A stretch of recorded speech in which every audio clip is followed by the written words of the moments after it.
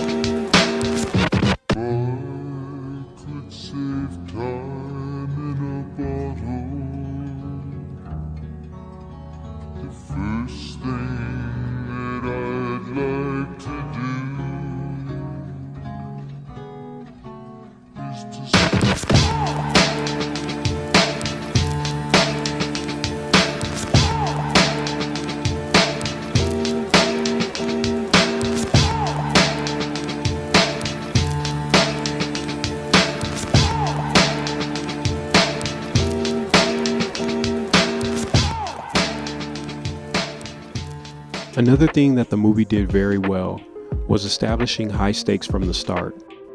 The film lets you know that mutants have been brought to near extinction in the future by a longtime villain of the X-Men, the Sentinels. I gotta say, the design of the new Sentinels is pretty terrifying.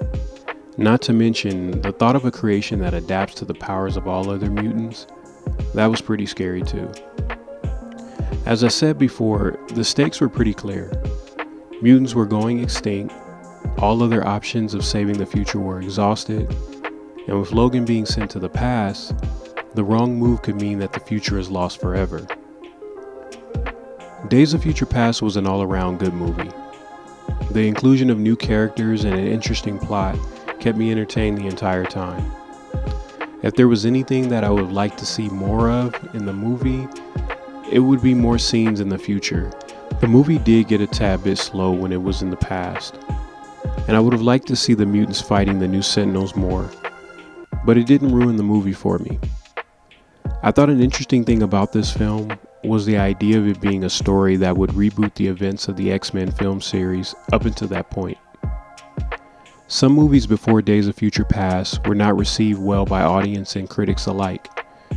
So the decision to use this movie to give the series and characters somewhat of a refresh was pretty good.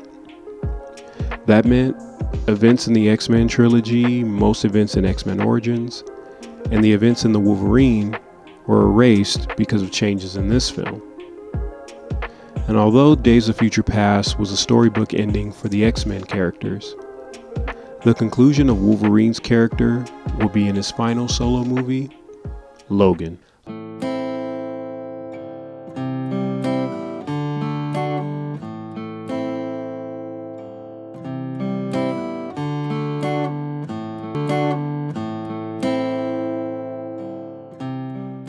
Loosely based off the old man Logan story from the comics, Logan is arguably the best X-Men film in the Fox series, and undeniably the best solo movie for the character. From the start of the film, we see what Logan's life has been like after the death of the other X-Men characters, and what the world has become in the year 2029. The movie did a good job at setting itself apart with its dreary tone and real-world feel.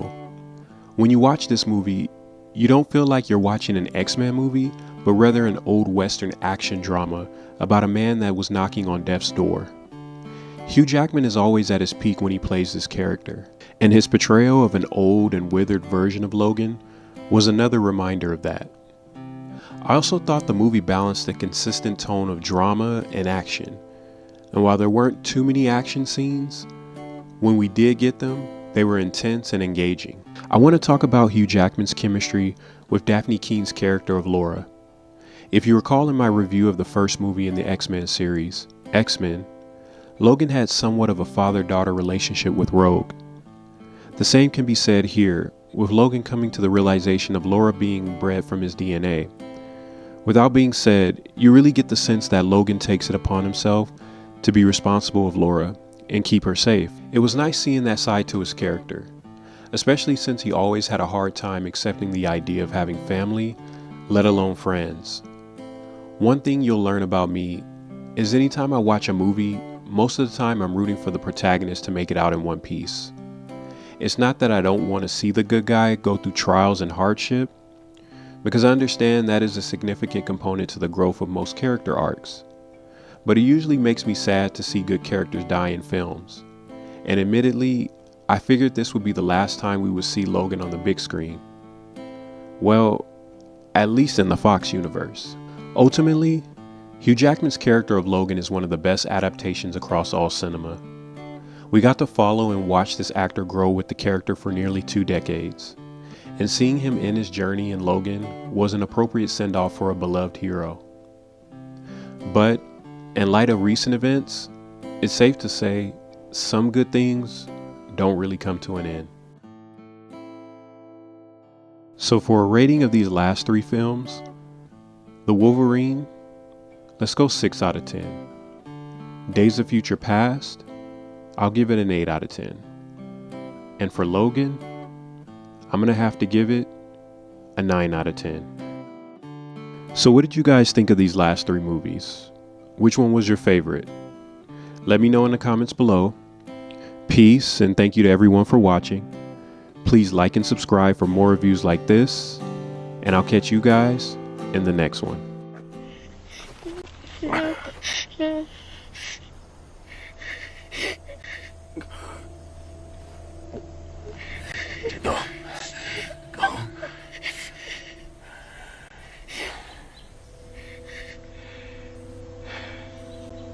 Don't be what they made you.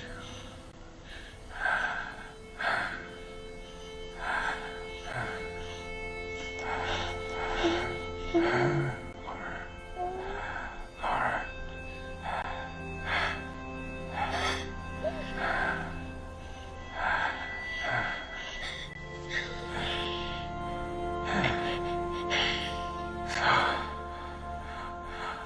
Oh, so this is what it feels like.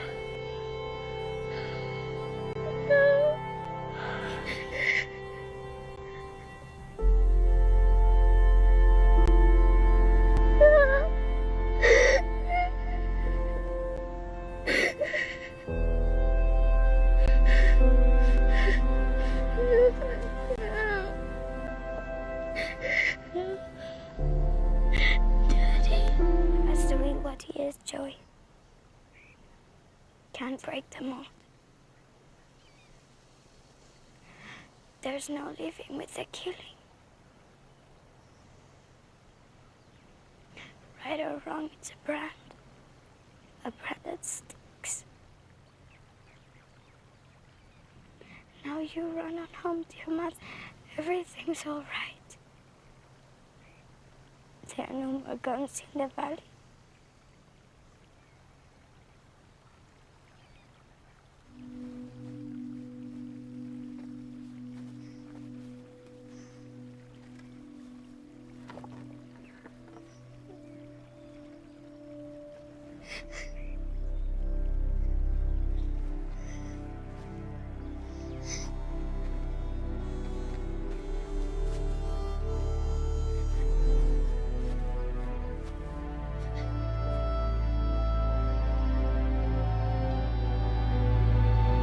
Logan, you still have time.